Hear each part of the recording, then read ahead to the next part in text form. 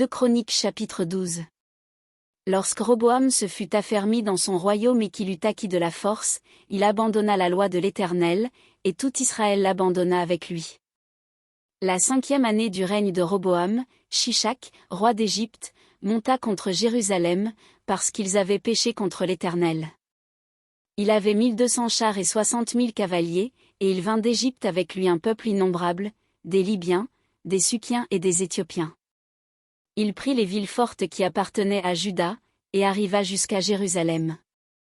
Alors Skemaéja, le prophète, se rendit auprès de Roboam et des chefs de Juda qui s'étaient retirés dans Jérusalem à l'approche de Shishak, et il leur dit, « Ainsi parle l'Éternel, vous m'avez abandonné, je vous abandonne aussi, et je vous livre entre les mains de Shishak. » Les chefs d'Israël et le roi s'humilièrent et dirent, « L'Éternel est juste. » Et quand l'Éternel vit qu'ils s'humiliaient, la parole de l'Éternel fut ainsi adressée à Skemaéja, « Ils se sont humiliés, je ne les détruirai pas, je ne tarderai pas à les secourir, et ma colère ne se répandra pas sur Jérusalem par Shishak.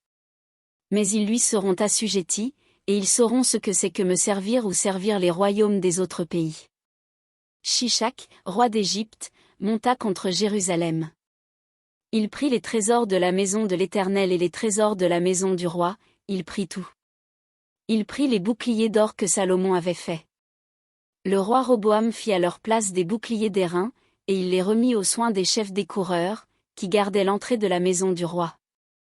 Toutes les fois que le roi allait à la maison de l'Éternel, les coureurs venaient et les portaient, puis il les rapportait dans la chambre des coureurs.